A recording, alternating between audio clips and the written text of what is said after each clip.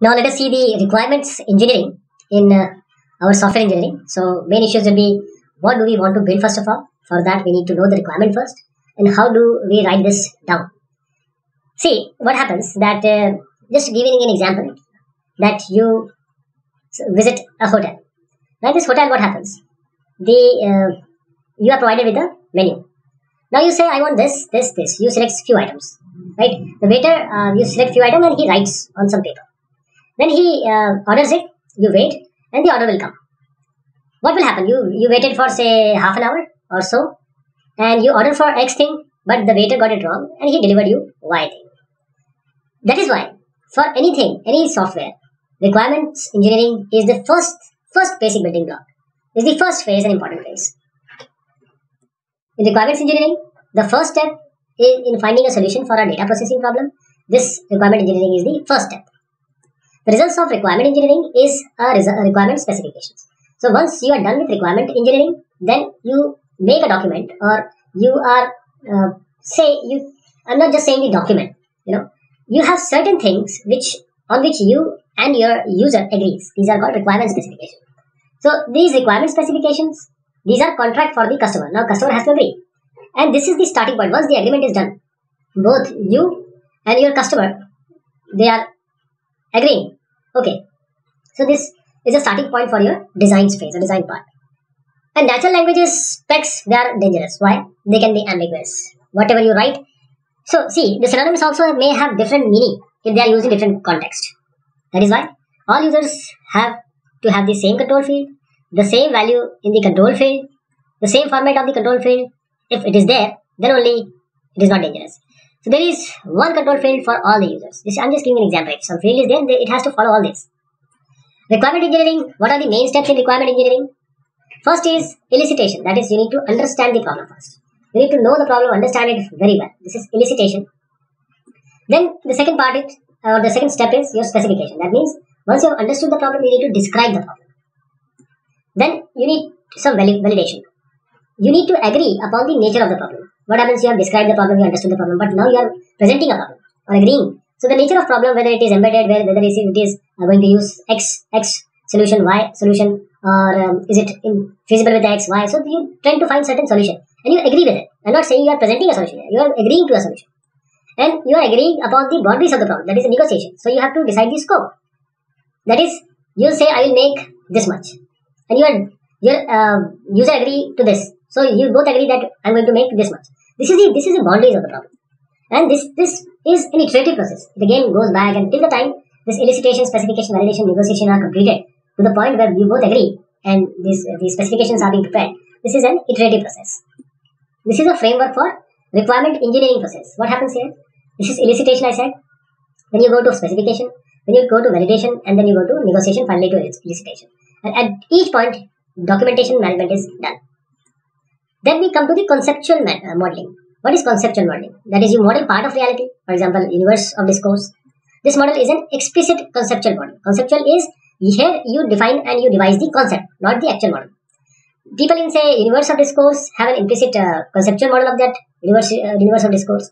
And making this implicit model explicit poses some problems like analysis problem, negotiation problems. Requirement engineering is difficult, very difficult.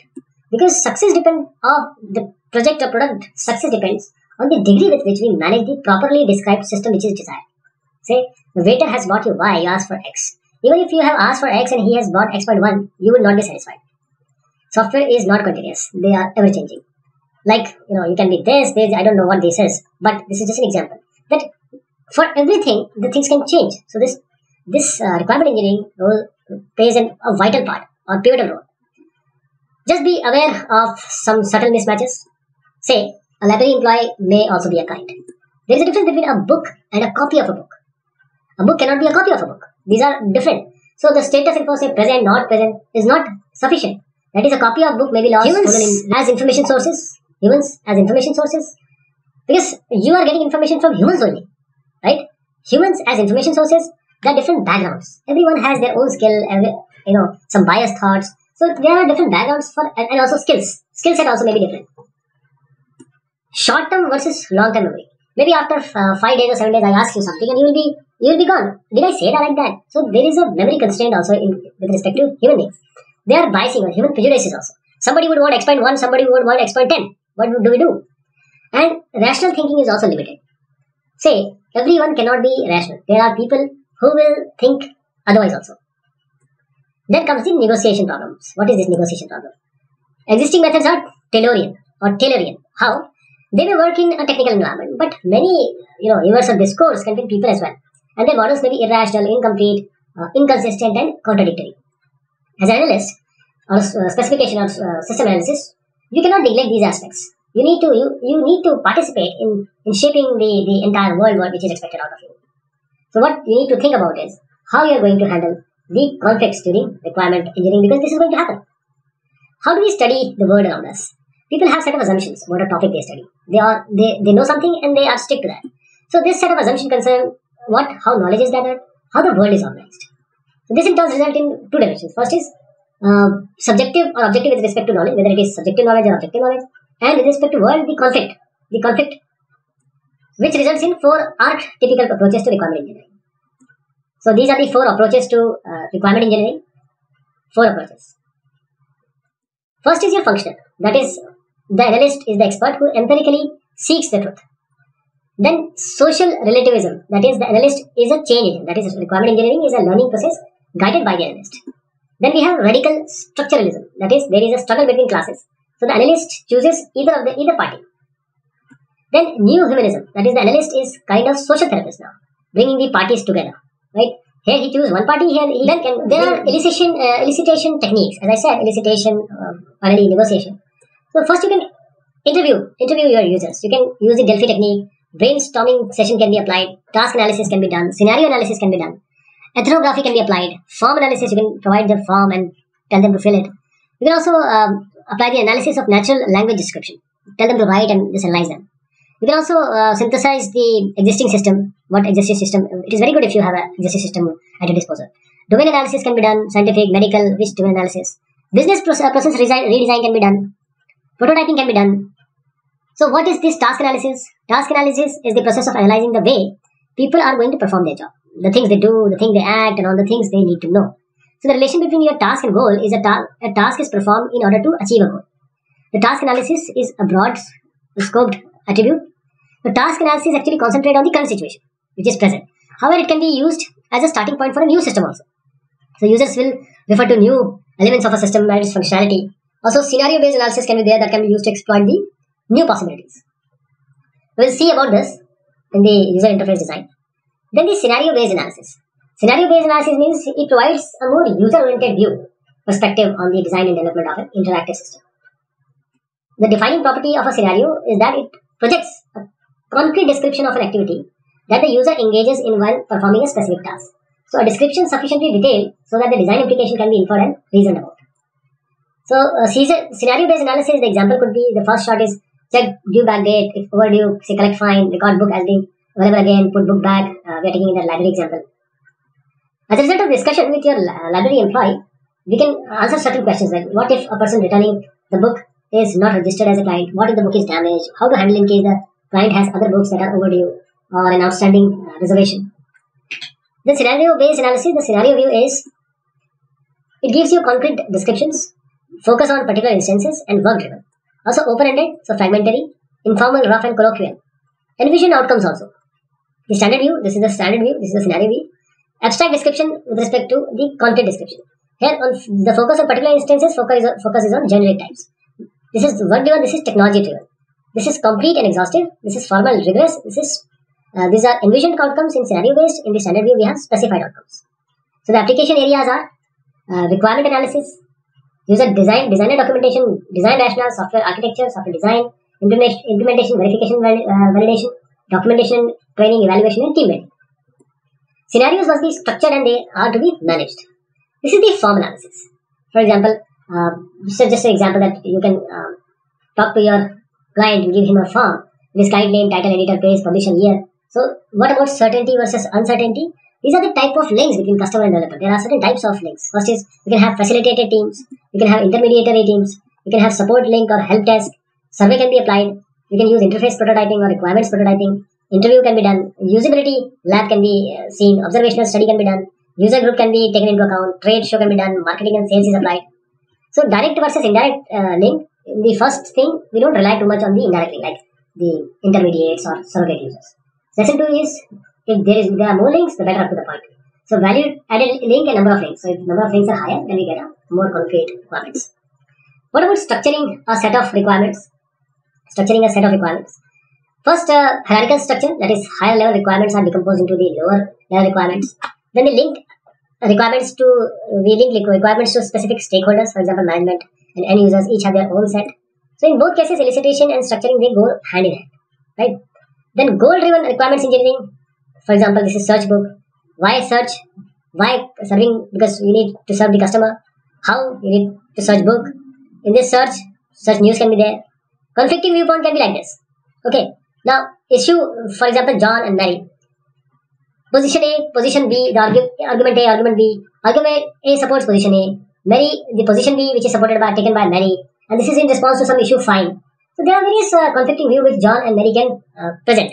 So you can say that Cash finds ASAP, this is his position. While somebody says Cash find later. These are conflicting views. Then you come to prioritizing the requirements, that is Moscow. We need to have top priority requirements first, must have top priority requirements. We should have, what should have in prioritizing requirement? Those which are highly desirable. And the could have means those if some time is there or time allows. And we don't want to make it, not today, maybe later on. Then Kano model, this was the Moscow model. Okay, C M S C O W. So Mos M S C W has formation of Moscow. Then what about the Kano model of prioritizing the requirements? It says attractive, more satisfied if plus, not less satisfied if minus. Must be dissatisfied when minus, at most neutral. One dimension means satisfaction is just proportional to a certain number. Indifferent means don't care. Reverse means opposite to what analyst has thought. Questionable means the preferences are not clear at all. So Kano diagram says this is satisfied, this is functional, this is dissatisfied, this is dysfunctional. So see, this is one dimensional line, must be like here. These are the attractive ones. Now coming to card selection, that is common off the shelf. This is an iterative process. We define requirements, we select components, we rank components, these are the components. Then we select most appropriate component or we try to iterate it again. So simple ranking would be weight into score. This WSM minus weighted scoring method. What about crowdsourcing? We go to the Lego site. Any site where we can provide the crowdsourcing. We use CAD tool to design your favorite castle. Generate bill of materials. Prices are collected, packaged and sent to you. So leave your model in the Lego gallery and most downloaded designs are pre-packaged. No requirement engineer at all needed. You go to crowd, ask them for the requirement and they'll provide you. So this gives rise to new business model also sometimes. So the requirement specifications needs certain properties. They should be readable, understandable, non-ambiguous, complete, verifiable, consistent, modifiable, traceable also and usable. And there are various other things. So we come to IEEE standard 830. This is the requirement specification standard. So in this you find first introduction with the purpose, scope, abbreviation, references, overview. General description is the second part. In this, product perspective, product functions, users, characteristics, constraints. Then assumptions and dependencies. Then we come to specific requirements. Specific requirements, in this you can have external interface requirement like user interfaces, hardware interfaces, software interfaces, communication interfaces. Then we come to the functional requirement. That is user class 1, function requirement 1.1. But there is usability and performance wise, all those things. The user class 2, what is required? Then these are functional requirement, this usability will come in the performance requirement. Functional requirement is the actual requirement which is expected out of the software. But performance requirement are the actually performance based. So let me change my statement here. Then the design constraints, the software system attributes, other requirements also can be given. This is the requirement management. With time, this requirement stability, this is too early. We can, to freeze here. But here we can just, if we do it here, the requirements may creep. So we need to find a proper place where requirements can be freezed. Now coming to requirements management, the requirements identification first of all, that is a number, goal, hierarchy, numbering, version, information, attributes is to be given in the requirement identification. And then we need to do the CM, requirements chain management. Requirement traceability also should be there, that is where is the requirement implemented, do we need this requirement at all are requirements linked to the solution elements, what is the impact of this requirement, and which requirement does this test case cover. Then these are all related to the design space analysis. So what are the 7 sins of the analyst? Noise. He must not listen to the noise. Silence. He must speak for what he is not aware. Over specification. Don't write or over specify. These things which are required only can be given. There could not be any contradictions and it should not be ambiguous. And forward references which is not being written yet. Wishful thinking. It is good, but not very good. So what about the functional and non-functional requirement? As we have seen in IEEE 830 standard, that is the requirement specification standard, there are functional and non-functional requirements. Functional requirements mean the system services which are expected by the users of the system, right? And non-functional which are actually, you can also term it as a quality requirement. So the set of constraints the system must satisfy the standard which must be met by the delivered system, like the speed, size, ease of use, reliability, robustness, portability, which are expected out of a software. How to validate the requirements now? Inspection of requirement specification with respect to your correctness, completeness, consistency, accuracy, readability, and testability can be done. Then there are some other aids also. You can do the structured walkthroughs. You can see the prototypes. You can develop a test plan out of it. And there are certain tools support for formal specifications also, especially if you want to make a very unambiguous type of thing. So the goal today is to maximally clear and maximally complete description of what is actually required. Requirement engineering involves elicitation, specification, validation, and negotiation. Modeling the universe of discourse poses both analysis and negotiation problem. You cannot ask for everything and you cannot give everything. So you must realize that as an analyst, you are more than an outside observer. Don't be biased. A lot is still done in the natural language with all its inherent problems.